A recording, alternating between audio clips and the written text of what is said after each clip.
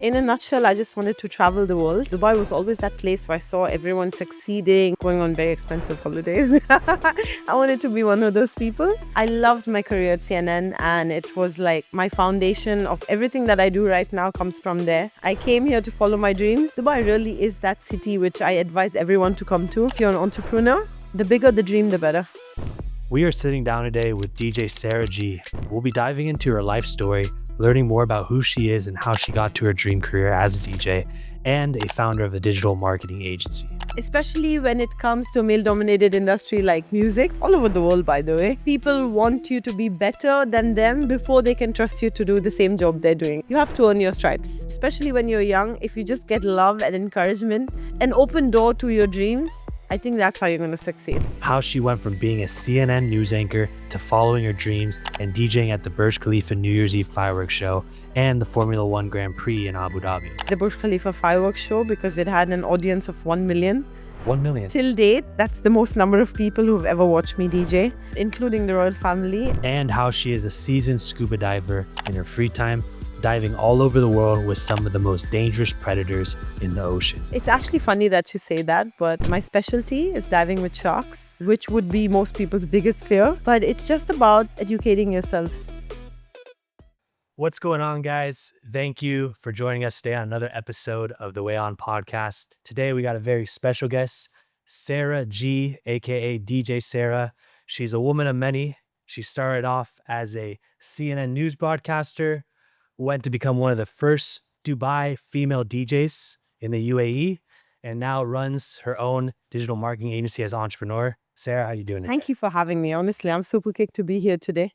We met at the Sharjah Entrepreneurship Festival. You had an amazing personality, so I'm really glad you can come on today. So I know you're from Bangalore, India, right? That's right. How was growing up in India, and how did music have an influence on you when you were younger? So my dad is my guiding light when it comes to music. When I was this tiny, he actually went for a radio course. He came back home and made a radio for me so I could listen to international music, because it wasn't that easily accessible at that point in time. And I was literally the little kid who would take all my mom's dishes and bang on them because I like music so much. So it's definitely from my family that my love of music developed. And along the way, I think traveling really helped me a lot, because the more people you meet, the more cultures you're exposed to, the more your music taste develops. And being someone who has a music taste, did any of your family come from like an instrumental background with music? What's kind of your family So background? literally in the beginning, my mom was like, "Can we please discuss a real career plan for you?" Yeah. So the answer is no. But I had a very supporting music teacher. He literally gave me the keys of the music room and he told me, I want you to explore every single instrument in this room. And to a little kid, that was like music to my ears. I was like, wow, I didn't even understand that someone saw potential in me. It was just fun. It was a game for me. But I got to try all the wind instruments. I got to try the drums. I got to just experiment, And at the end of the day, I think that's what music is about, especially when you start. It's about having fun. And then you can get into the technical part. You can find a mentor. You can go to music school. But in the beginning, it's about a passion for music and sustaining that passion.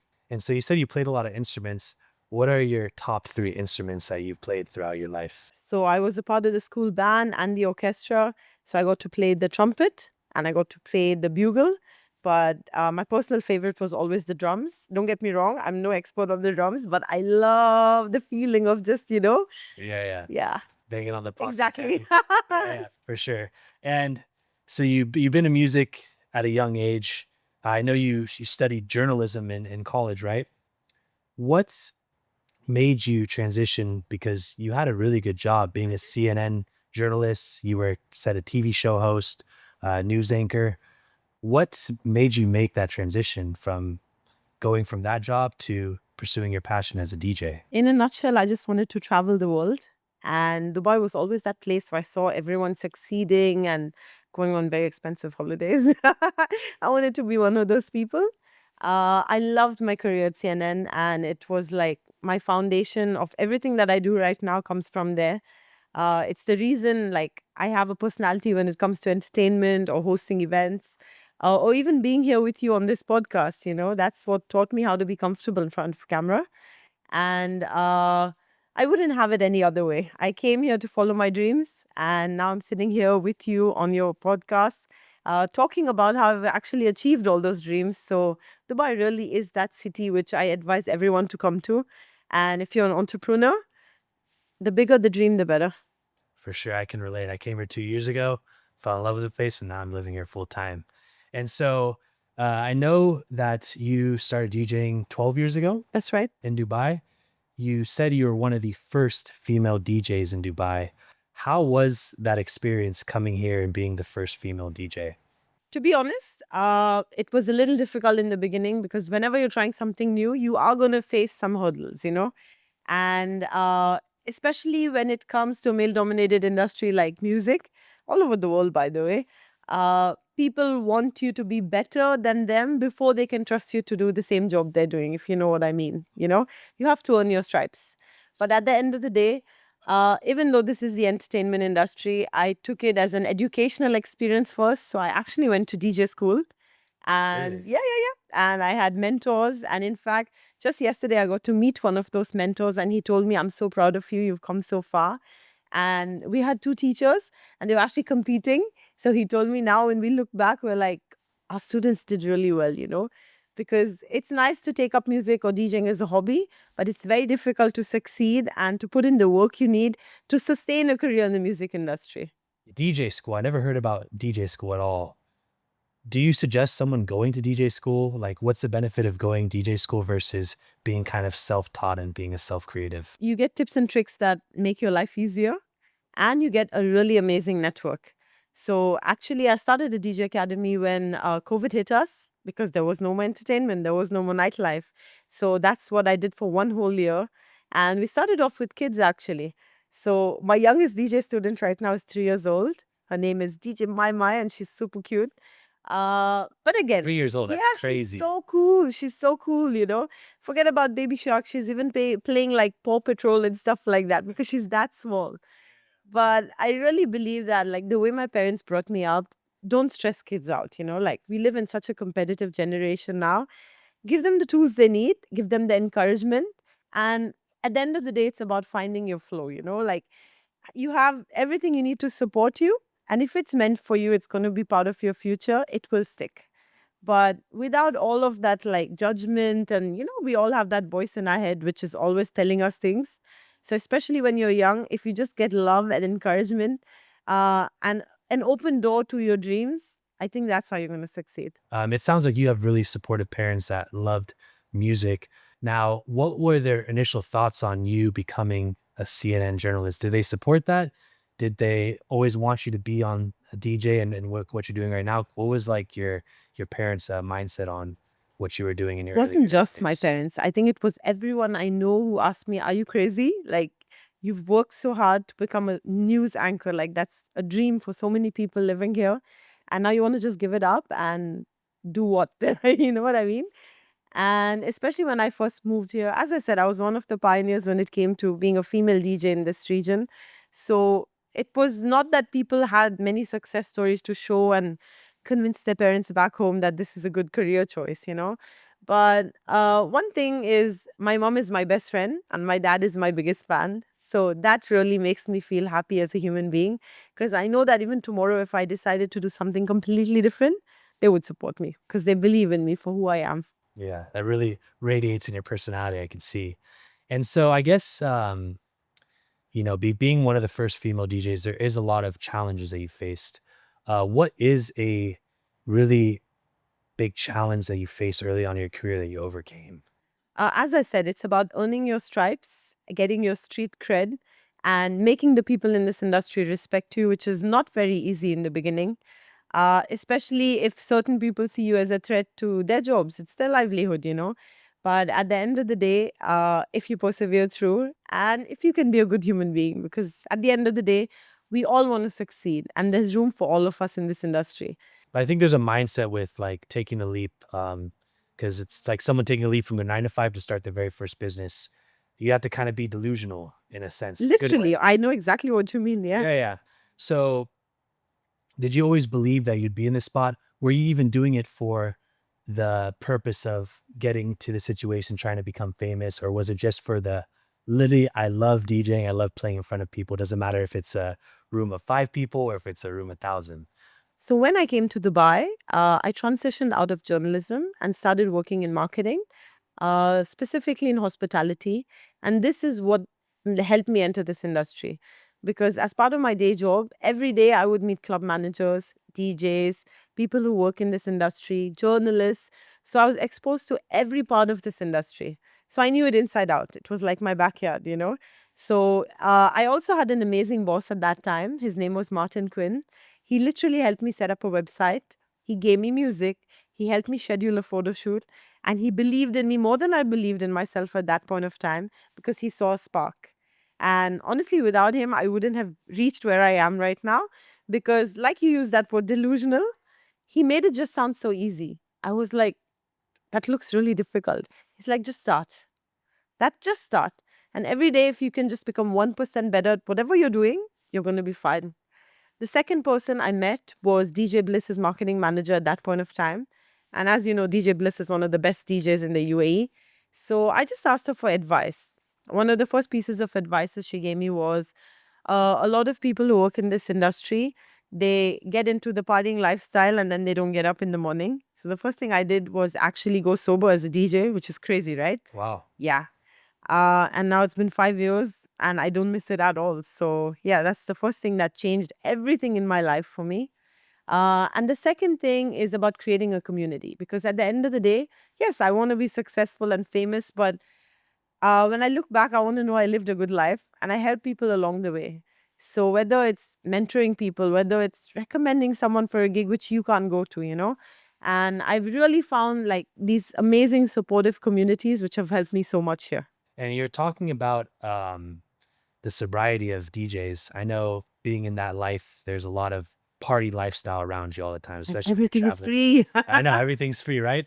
Uh, as a DJ, do you think that being sober increases your potential of success versus not being sober limits you? At the end of the day, I'm not just one thing, I'm an entrepreneur as well, right? So I need all that energy and I need all those good vibes and motivation to take me through the day. I don't have the liberty of sleeping until 1 p.m. and waking up and just heading off to my gig, and you know what I mean?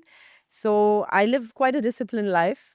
And these are all the things that have helped me like progress in my career.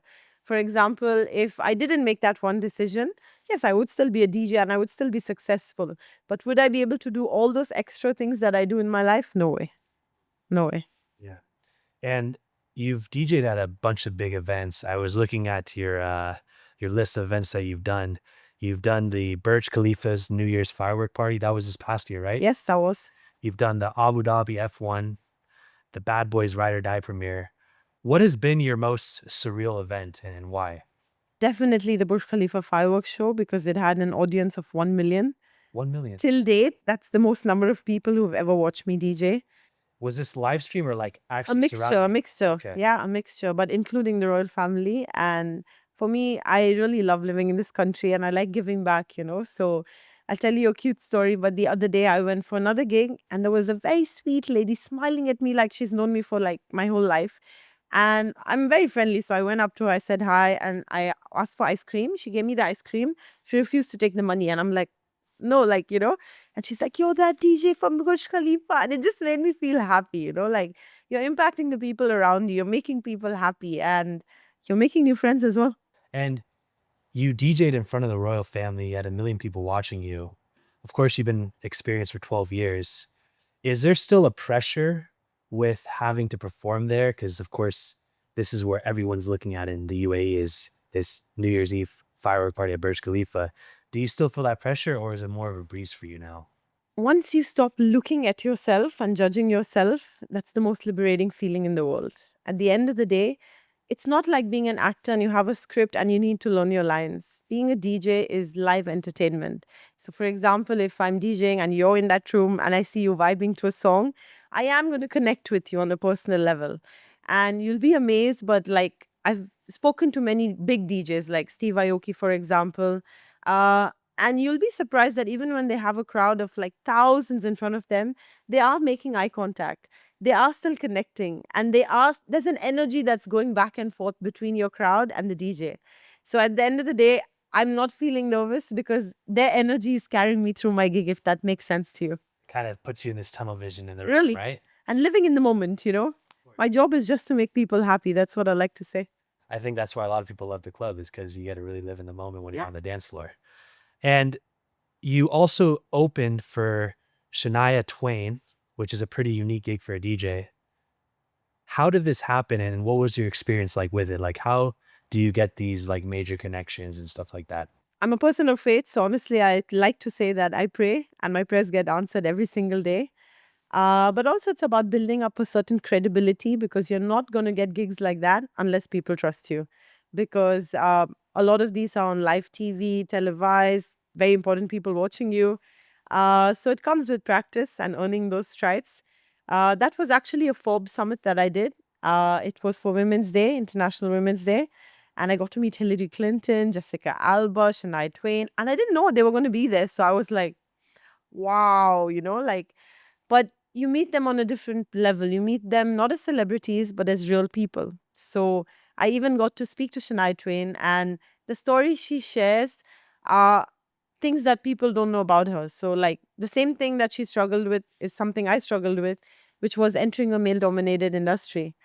And she lost her voice at one point of time, by the way. And she still managed to, like, go with the flow, and she's still performing live till today. So I think at the end of the day, like, it's just about being yourself, and it's about authenticity. It connects you with the right people at the right time, and also good karma. For sure. No, that's a really cool experience, like meeting these huge names. And of course, people that are super famous, they have this character on media and internet. And then when you meet them in person, you realize that they're just human, just like Exactly. you. Who have been some of like, I guess, your number one person that you've met that was like your dream to meet? And how was that experience? For sure, Will Smith. Will Smith? Because sometimes a lot of people ask me, like, if you focused on one thing, you would be so good at it. But I'm not that kind of person. I like focusing on like one or two things at the same time, because I just have so much energy in me, so much creativity in me. And if you look at Will Smith, successful actor, amazing dad. He raps. He has so many things that he does successfully, not just on a whim or a fancy. So that was something that I will never forget in my life. That's epic. And he was like one of the only people to climb the top of the Burj Khalifa, right? And go scuba diving in deep dive Dubai. Really? Yeah, Oh, wow. Okay. I did not know he's that. someone very brave. That's why I like him. Yeah, yeah. And I know you like the scuba dive too. Exactly. Yeah. Very cool. I guess there's a trend with creators, music creators and scuba diving, right? It's just a way to de stress, seriously.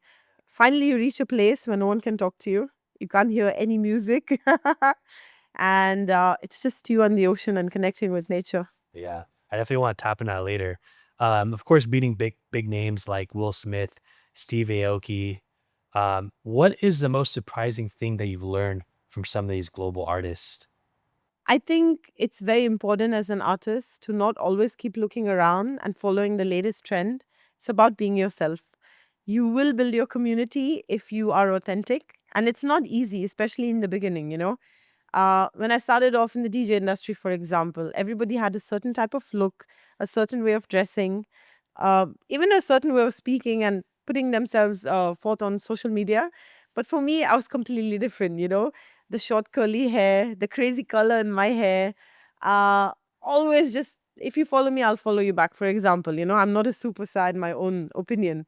And in the beginning, I thought like I was just doing what I want to do. It came naturally to me. But these are the things that mattered the most and brought me so far.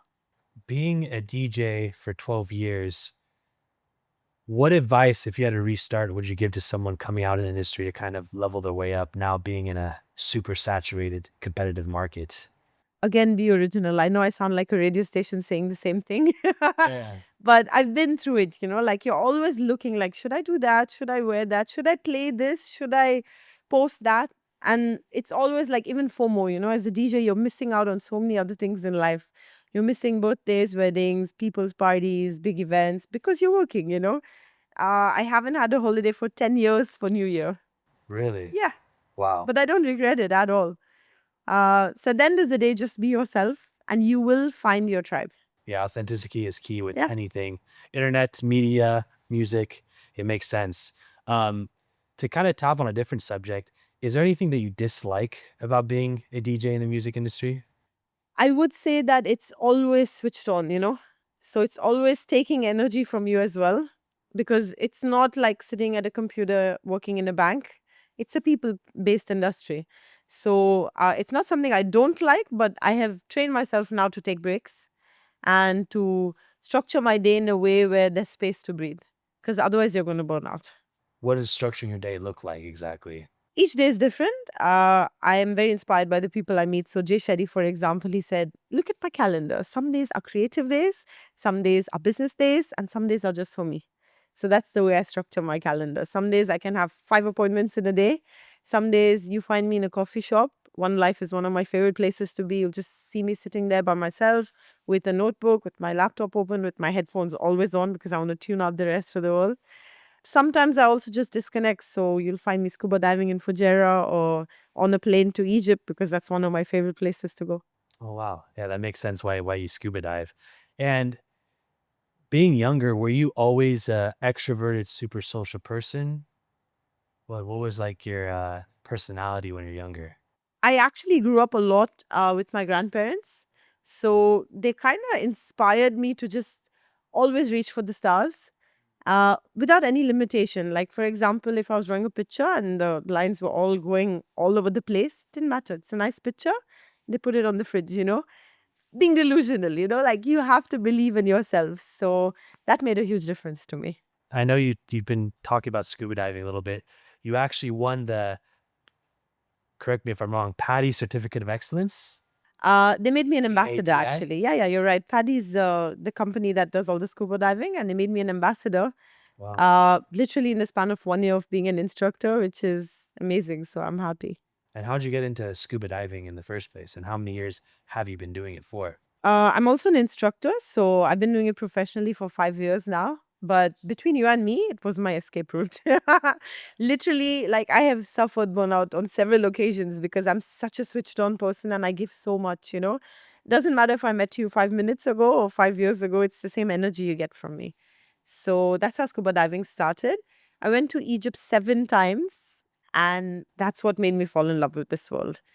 It's a world of beauty, it's a world of connection. And I'm sure you've seen people on TV or in videos, you find them doing this. This is what got me into it. I'm Okay, like, yeah, yeah. yeah, I want to be like those people, you know, like I used to surf, so I I know can tell. this. It's a vibe. Yeah, you can just tell. And it's a world where I don't have to wear makeup. Nobody's looking at what brands I'm wearing, and I can just be my goofy self and be accepted for it. Yeah, I like that. What are some of the craziest places you scuba dived in? Because I personally, I love the ocean. I used to surf all throughout when I was my childhood, when I was younger, and throughout high school. But something that kind of scares me is being in the deep oceans and the murky waters sometimes, not knowing what's around you. It's actually funny that you say that, but my specialty is diving with sharks, which would be most people's biggest fear. But it's just about educating yourself. So, for example, you see people who go on safari and lead the safari, they're not scared of the lions and tigers, right? Because nature is there as a circle and we're part of that circle. I think we live in a modern world where we're so disconnected. We're always on our phones. And that's why all these things scare us because we're like, you know? But once you actually put your toe in first and then learn a little more about it, it's not so scary anymore. And if you hang out with people like divers or surfers, you see them, they're always in the ocean, right? Yeah, Nothing happens to them. They come back home. adrenaline rushes. Exactly. But were you ever scared of sharks? Like, I I'm not scared of sharks when I'm surfing, but I feel like if you were to put me in a cage or just put me in a scuba diving gear with, playful sharks, I'd be a little bit nervous at first. When you first got into scuba diving with sharks, did you fear sharks or was it never like, you look at sharks like you look at dogs? Right now, yes. Now, But yes. the first time I went shark diving was in the Maldives, and you see tiger sharks swim right above your head, and they're like pretty much half the size of this room, and their mouth is positioned on the bottom. So that's what you see when they go above your head, all the teeth, yeah. And I'm not gonna lie to you, but literally, like the amount of air in that tank, it went like that because I was like, Like the better lady. Yeah. But it's about going with the right people, people who have experience, people who know what they're doing. And it's about being calm. Because just like surfing, you can't be agitated and stressed out when you're surfing. It's impossible, right? You have to ride that wave. You have to actually put yourself in that moment 100%. And that's how you enjoy it. So I've done several courses on diving, on sharks, and I've been all over the world now. So now I'm not scared anymore, but Yeah. did start off scared. Yeah. Once you practice a routine, it's something you For use to, sure. I'm sure. Now, what's been your scariest moment scuba diving? And what's been the most insane moment scuba diving, like in a good terms? So the scariest one I just described to you, which was in the Maldives, literally I had a shark that big go above my head. It didn't do anything. It didn't want to bite of me, don't worry. But my heart was pounding out of my chest. But one of the best moments was going to Egypt. And there's a beautiful place called Marsa Alam. And it's not even, you don't have to be a scuba diver. Like you take 10 steps in and you see red, blue, green coral, giant coral. Yeah. So you just feel so tiny and you realize that you're just part of this world and the world doesn't revolve around you and you can just let all of that go and just enjoy it. Yeah, And that was my Zen moment. for sure. So, scuba diving essentially gives you a different perspective on life, kind of like traveling does. 100%. And I'm sure it's like a different world under there, right? And it grounds you because you spend so much time thinking about marketing when you work in this industry. You need to just let it go, you know. Yeah, I need to find my detox in Dubai. I don't know if you can surf in Dubai, can you? You can surf in Dubai and they just started a huge facility in Abu Dhabi as well. Kelly Slater wave pool, right? Yes. Yeah, yeah. But what about like actual nature surfing? Do they have that here too? I'm not a surfer, but I have heard there's good surfing here as well. There's a place called Surf Cafe where you can go make friends and they'll take you surfing. But otherwise, you can come scuba diving with me. I'll have to take you up on that. Maybe we can do a content day. with Yeah, for scuba sure. diving. I'd love that. Yeah, that'd be super cool. And so, talking about you like to detox from marketing, DJing, all this stuff.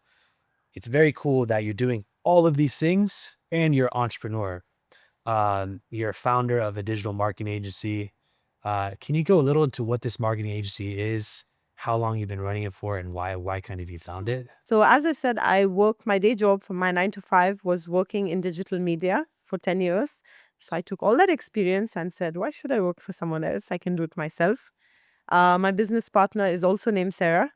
So she's a designer and she's the most creative person I know. She's also my best friend, which helps a lot. Because when you start a business, as you know, you spend so much time working on it. So you might as well do it with someone you like.